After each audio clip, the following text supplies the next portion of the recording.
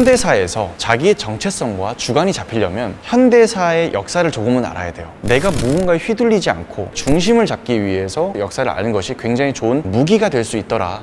역사에 가려지고 알려지지 않은 국가 유공자분들을 발굴하고 알리는 일을 하고 있는 역사 전문 작가 정상규입니다.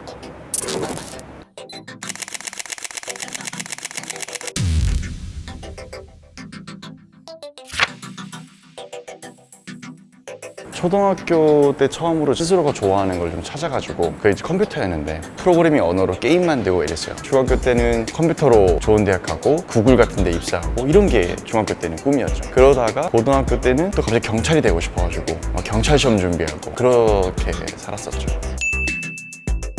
장학금을 받아서였어요. 경제적인 이유가 가장 컸었죠. 우연히 제가 경찰대를 준비하면서 준비했던 본고사 문제가 미국 SAT 문제랑 똑같다는 걸 보고 미국 수능을 쳤는데 너무 점수가 잘 나온 거예요. 인서울에 들어갈 수 있는 성적이 나왔던 학생이 미국 수능을 쳤더니만 스카이를 갈 수 있는 점수가 나온 거예요. 심지어 장학금을 주면서 미국 스카이. 그러면 가야죠. 오리건 대학교를 갔습니다. 1학년 때는 컴퓨터 전공 과목을 선택을 했고 자연스럽게 이제 수학 과목을 많이 들을 수밖에 없었어요. 그래서 수학을 공부했고 경제를 공부하게 되고 또 그런 기억이 납니다.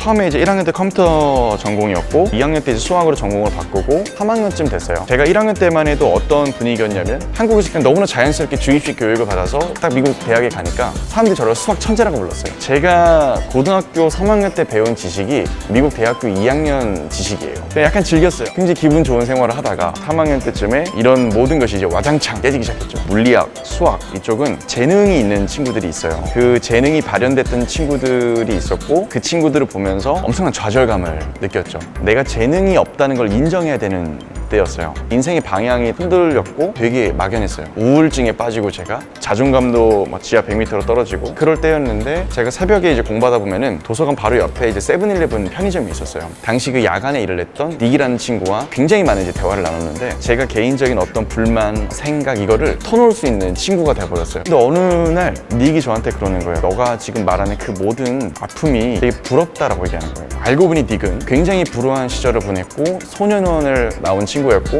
부모님이 없는 고아였어요. 굉장히 미안한 마음이 들었어요. 근데 닉이 저한테 그러는 거예요. 괜찮다고.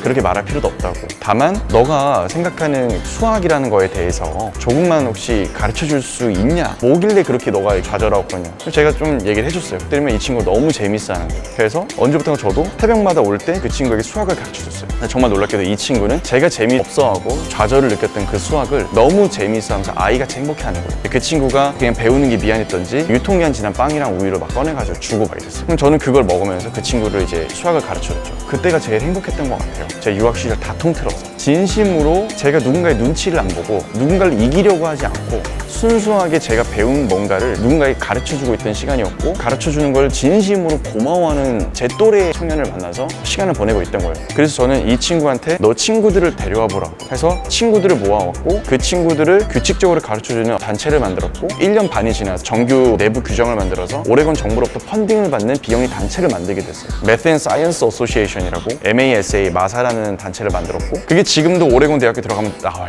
제가 그때 1기 회장을 하고 그 NGO를 만들었던 경험, 이 경험 때문에 누군가에게 또 책을 출간하는 어떤 용기를 얻게 됐고 집필할 수 있는 용기를 얻게 됐고 내가 엄청난 재능이 없어도 누군가에게는 내가 가진 이 부족한 실력이 큰 선물이 될 수 있다는 거 그걸 이제 경험해버린 거예요. 인생이 거의 변곡점이었다고 생각을 해요. 움츠러든 경제를 함께 이겨내는 동반자 부산은행이 응원합니다. 힘내라 부산 BNK 부산은행.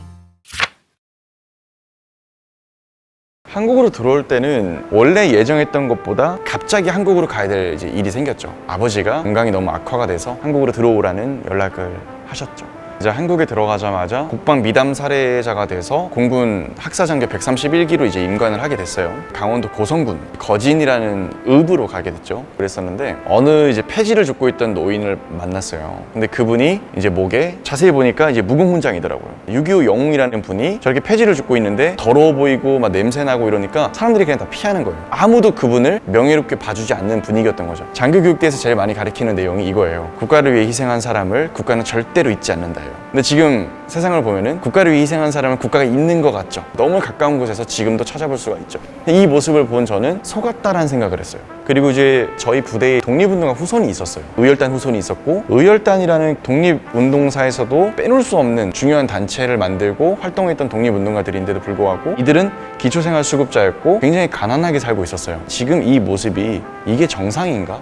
그러니까 이때 이분들을 위해서 내가 할 수 있는 건 없을까? 이 생각을 좀 많이 하게 된 거죠.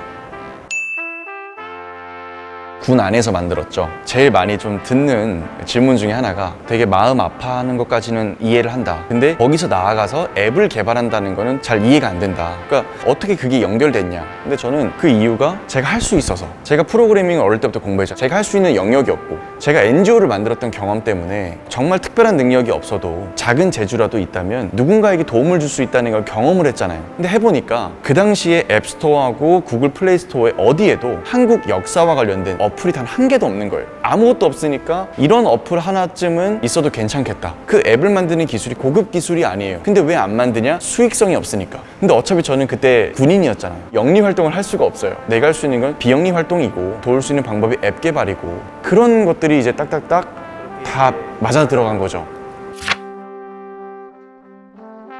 독립운동가 어플을 군에서 만들었잖아요. 그때 이제 기무사에서 연락이 왔어요. 그 어플 지우라고. 그 앱 안에는 의열단을 포함했던 사회주의 계열 독립운동가들도 상당히 많았기 때문에, 아니 어떻게 현역 군인이 사회주의자들을 알리는 그런 앱을 만드냐라고 하면서 전 너무 당황스러웠던 거예요. 왜냐하면 저는 사회주의 계열이 아니라 역사에 알려지지 않았던 다양한 독립운동가들을 알렸던 거고, 거기에는 민족주의 계열도 있고 사회주의 계열도 있고 아나키즘 계열도 있었어요. 근데 너가 군인이기 때문에 너는 무조건 보수와 관련된 독립운동가만 넣어야 돼, 이렇게 연락이 온 거예요. 저는 그때 전역을 앞두고 있었거든요. 두려울 게 없죠. 반골 기질이 생기고 그분들을 진짜로 더 목소리를 대변해주고 싶어지고, 이런 또 계기가 좀 자연스럽게 생겼던 것 같아요. 그때 KBS 광복절 특집에 제가 출연했었는데 굉장히 많은 분들이 이제 제보가 들어왔어요. 제보를 해주셨던 분들이 연령대가 이제 70대에서 80대였어요. 오죽하면 나한테까지도 이분들이 도움을 요청할까? 적어도 나 정상규라는 사람에게 도움을 요청하는 사람들의 손을 내가 뿌리치지 말자. 그때 앱에 있던 몇백 명의 사람 중에서 이분들만큼만 꼭 기억했으면 좋겠습니다 라고 했던 인물 67명을 선정을 했고, 그분들의 일대기를 모아서 냈던 책이 잊혀진 영웅들 독립운동가라는 책이었죠. 실제 만나뵌 분들은 거의 한 500여 명 정도가 되죠. 이거 하나만큼은 좀 확실하게 말하고 싶은 게, 의로운 선택이어도 책임이 따라요. 누군가에게 희망을 선물했고 어떤 기대감을 줬기 때문에 선택에 대한 책임이 따른다는 거를 굉장히 많이 배우는 시간이 있었고, 나 공부를 좀 해야겠다 해서 역사학 박사를 하게 된 거예요. 내가 이거를 가볍게 접근해서는 안 되겠구나. 국내 독립운동 관련된 자료의 대다수가 6.25 전쟁 때 불타버렸어요. 관련된 자료를 찾으려면 일본에 가야 되고 중국에 가야 되고 러시아에 가야 돼요. 근데 연세 70, 80 되시는 분들, 그분들이 갑자기 중국에 가고 일본에 가고 러시아에 가서 자료를 찾아서 공무원들에게 제출을 한다? 이게 가능성이 몇 프로라고 솔직히 생각을 하세요. 이 제도부터 일단 바뀌어야 돼요. 할 수만 있다면 지금도 일본 지하에 보관되어 있는 그 자료들을 교류 협력을 해서 국가 차원에서 확보할 수 있는 노력, 그런 것들이 좀 필요하지 않나 생각이 들고요. 2019년도에 제가 여성 독립운동가를 굉장히 얘기를 많이 했었어요. 당시에 여성 독립운동가는 여성이라는 이유로 좀 차별을 받았어요. 남성과 여성이 상관없이 옥고 기준이 3개월이 안 되면 이 사람은 독립운동가 신청을 할 수 없었어요. 실제 도산 안창호 선생의 조카딸이었던 안맥결, 이분이 2개월이 조금 넘었어요. 근데 알고 보니까 이분이 임산부였어요. 결국 이분은 여성으로서 엄청난 고통을 당했고, 이런 스토리가 있는데도 불구하고 단지 3개월이 안 됐다는 이유로 독립운동을 안 했다고 봐버리는 거거든요. 그거는 전 좀 부당하다고 느끼는 거예요. 그러면 그거를 지금에 맞게 바꾼다면 수많은 독립유공자들이 제대로 된 명예를 회복할 수 있겠구나, 이런 것들을 보게 됐고 진행을 하게 된 거죠. 저도 청년이지만 MZ세대 우리들에게 하고 싶은 말이 뭐냐면, 현대사에서 자기의 정체성과 주관이 잡히려면 현대사의 역사를 조금은 알아야 돼요. 역사는 정치하고 뗄래야 뗄 수가 없죠. 근데 정치를 아무것도 모르면 어떤 불공정을 맛보게 될 것이고 불편함을 겪게 될 것이고, 우리가 생각하는 방향을 잃을 수가 있어요. 과정 자체가 불공정한 시스템이 사회에 깔려 있다고 한다면 나는 뭐 하고 있는 거지? 나는 왜 노력을 해야 되지? 상대적 박탈감이 있을 거예요. 만약에 사회가 공정하지 않다면. 이 공정의 문제는 정치죠. 근데 이 정치의 문제는 또 역사예요. 어디서부터 이 뿌리가 시작이 되었는지 이거를 모르면 내가 잘못된 판단을 할 수가 있어요. 내가 진짜로 행복하고 내 주관이 잡히고 정체성을 가지려면 최소한의 현대사의 역사를 조금은 알 필요가 있다. 제가 역사를 하기 때문에 역사를 알아야 된다는 말을 한다기보다 내가 무언가에 휘둘리지 않고 중심을 잡기 위해서 역사를 아는 것이 굉장히 좋은 무기가 될 수 있더라 라는 거를 좀 말해주고 싶은 거예요. 능력주의로 무조건 남을 짓밟고 이겨서 대기업에 취업해야지만 사회에서 인정받고 성공하는 게 아니라 자신의 재능을 기꺼이 나누려 하고 공동체에 내가 어떤 기여를 할 수 있는지 고민했던 청년들이 인정받고 돈도 많이 벌고 성공할 수 있는 모습을 보여줘야겠구나. 그게 보여진다면 많은 사람들이 저 길을 가도 되는구나 라고 가지 않을까? 누군가에게 그런 모습이고 싶어요. 이런 길을 가도 괜찮다고 말해주는 사람, 저는 그렇게 기억되고 싶어요.